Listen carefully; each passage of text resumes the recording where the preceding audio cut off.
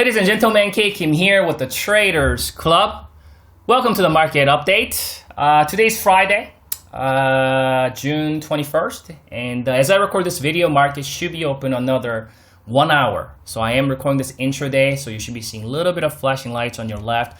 Let's continue with our weekly analysis. Let's start with the spider, diamond Qs, Russell, semis, and the banks, and call it a day.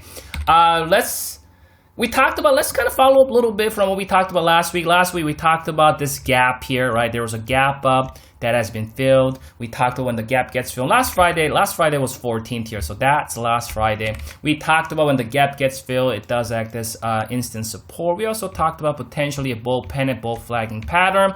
We talked about if we break lower, we want to see, 286, 284 level holding. I gave you those levels. We actually break out to the upside, but what was important about this breakout was it break out to the upside with the gap up, and that was important. And then gap, and I tweeted out that let's see if we can sustain that gap, and we did sustain that gap, and that led to moving up and printing new all-time highs on the S&P 500. You can see how, yes, this is today. Dividend was paid on a spider, so it's a little bit skewed. It's actually not down this much. If you go to cash market SPX, you will see that they're just lining up a little bit like that. But the dividend was paid, it's a little bit skewed there. But so this is Friday, this is today, this Thursday, that's Wednesday, and that's Tuesday, right? So Tuesday, you can see that lower wick. Bears did, attempted to fill the gap, but the bulls protected it. We saw a huge gap up on Thursday. Initially got filled, brought it right back up, and we're just hanging around here. So I think that sequence, though, is interesting to me that we gapped up. That's a huge gap up above the all-time high. Initially sold off, and then we got right back up after the gap gets filled. Again, same scenario here, right? Same method where the gap gets filled, it acts as support. Gap gets filled, it acts as support. At least at this time, it acts as support in intraday here. So we have interesting candle. This is what is known as dragonfly doji or hangman type of candle. Basically, it's a hammer candle, but hammer appearing after a rally like this. A lot of times you think hammer, if this hammer appears, this is more like a doji.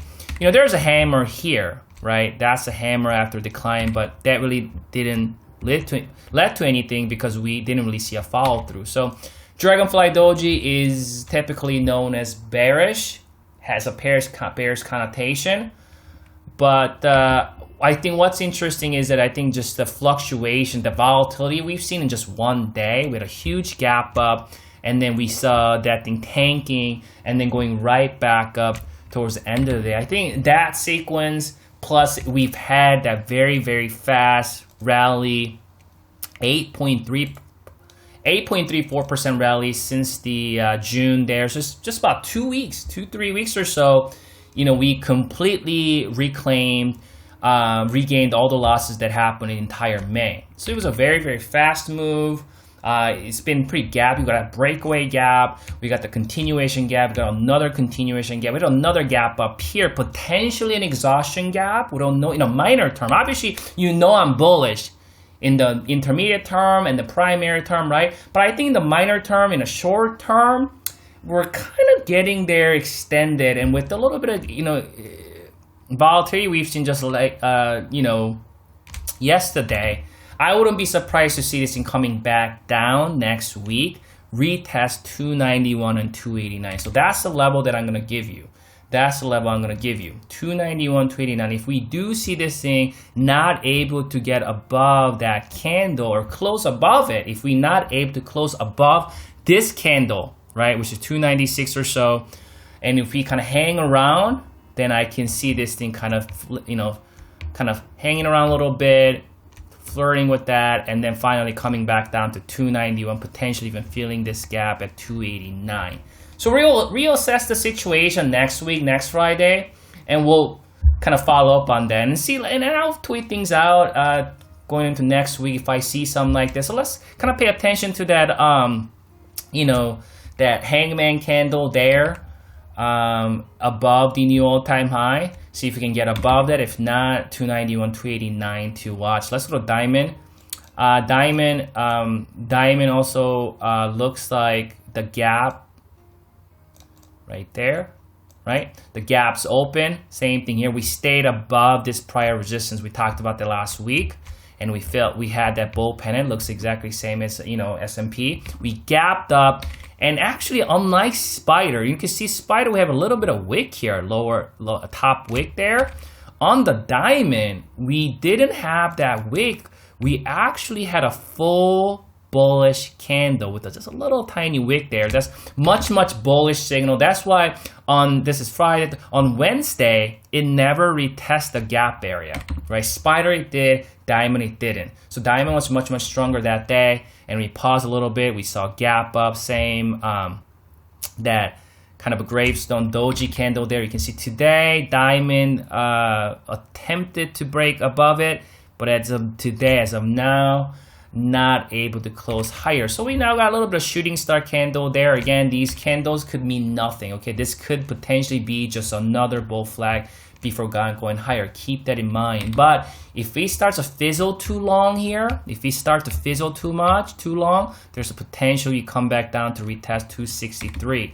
It fizzles a little bit, maybe a couple days, maybe 2-3 days, potentially you get another leg higher. We got up, bull pennant, got up again, bull flag, and then potentially get back up to 272. 272 is this level right here. So you can see that pivot, and then this pivot. So there's potentially going back up there. Let's go to Qs. Qs looking great here. So Qs, what's happened with Qs is that we have not yet filled this gap, right? That was open, right? And then it gapped down to here. We did not fill the gap all the way. So there's a gap there. If you don't see the gap, look at your intraday chart, you know, 65-minute or something like that, then you'll see it. So that gap is still not filled. However, there was this gap that was filled, and with that, we have another hangman candle right there. And again, with the hangman candle, the gap was not filled. You know, it's interesting because Spider and Diamond, it both filled all of those gaps, all of that. There's no more down gap remaining on these other indices. So there's a little tiny gap right there. That gap was filled, and these these gaps were filled just a couple days ago. But on the Qs though, we still got one down gap remaining, which is this one right here. And along with that hangman candle, I kind of start leaning a little bit towards to seeing this thing pulling back next week, or at least fizzling down to 185, and potentially even filling the gap at 183. But we'll follow up next week. But again, we had a pretty swift move. We were kind of getting into that in the short term, kind of an overbought zone. Again, we may do another consolidation before going higher. That's a possibility. But I think if we do see this thing coming down we want to see 185, 183 hold. If we do that, probably continue higher to fill this gap at at 191. Another scenario might be that we kind of go up a little bit and gap up, maybe turn this into a island bottom reversal. If we do gap up, and that if we do see something like that, then we're probably gonna run to, you know what I can do? Okay, let's do that, because that looks like potentially short-term resistance there, right? So then if we gap up here, we'll probably see how it retest that level. There's a resistance right above it. Yeah. And I think what's going to happen, it doesn't matter what happens in short term. We may pull back, we may not. Sooner or later, this thing is going to get up, retest a couple times. This is what I'm forecasting. I mean, going into next, I don't know, few months or so, throughout this summer, I think that's what it's going to do. So watch out for this rising pivot. I've drawn that on Spider and Diamond as well. So sooner or later, what's going to happen is it's going to get up and retest that couple times. and then before going higher. If the market really want to make things a little bit more hectic or trap a lot of people, will maybe break lower slightly, just freak everybody out, and then goes right back up. So I think going into this summer, that pivot is gonna be kind of an important pivotal level. So we'll keep that in there, and we'll follow up every week, right? Let's go to Russell 2000. Russell 2000 pulling back a little bit, but we fill that gap. There's a little gap here that was been, I think, filled, and we're just pulling back a little bit there.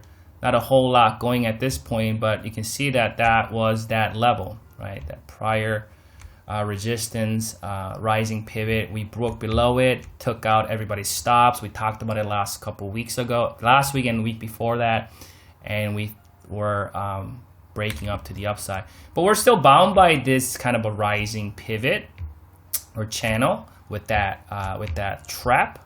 And I think sooner or later, again, what's going to happen is I think, you know, going into maybe if I forecast the next couple months, you know, it goes up, pull back, retest these levels a couple times before finally going for the all-time high. That's how I think. I think there's a chance that Russell breaks new all-time high before this year ends. Let's go to semi. Yep, semi. So we found support. We talked about it last week, didn't we talk about it? 14th, right? So 14th was right here. Yeah, it's right about here. And it's like, well, it's bullish. it's pretty much a level that I think, and we talked about it like a few weeks ago as well. This is a level that because we had a huge move, and I gave you guys fib level, and this is pretty much level that we're gonna, you know, find a strong support. And we got up, we pulled back, and then we're getting right back up there. So, yeah, and this is a nice pullback because again, you know, for the trend to be established, we need intermediate term higher low, right? These lows are not enough for primary term uptrend. We need intermediate term uptrend or intermediate term higher low. That definitely is intermediate term. That's a pretty sizable pullback.